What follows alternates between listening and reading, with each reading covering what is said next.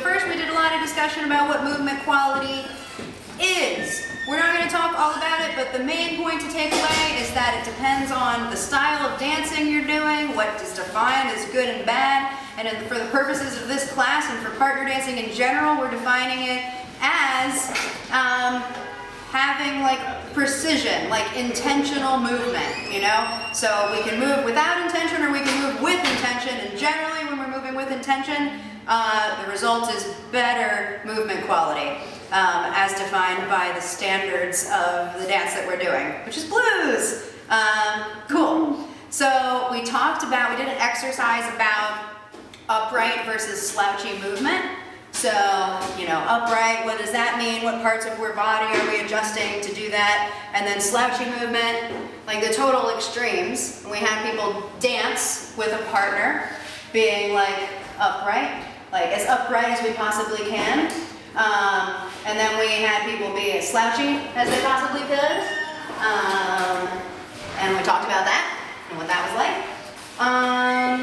Then we talked about another element of posture, like carriage, so how we carry our upper body. So either like we've got like a forward, like pointing carriage, you know, like our rib cage is forward, you know, like forward, like so. Or like a more back tending carriage, like this, right? So we've got, and then we had people do an exercise where we're walking with back carriage. I'm back, he's forward, and he's forward. I mean, I'm forward, he's back. Sorry, little tongue twisty there.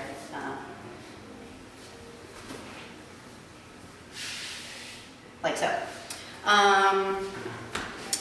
Then we did, briefly, we ran out of time, the difference in that movement quality makes when we alter how our limbs are connected to our core.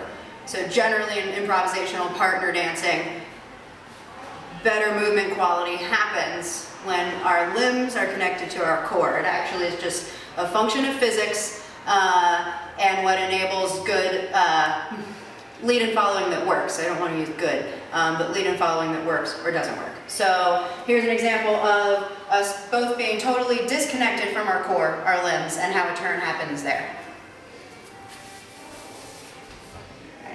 So Mark, what were you doing there? I was taking my arm and I was just using the arm to lead the move completely. So I was not moving my body at all, and I used my arm to completely power the entire thing. Yeah.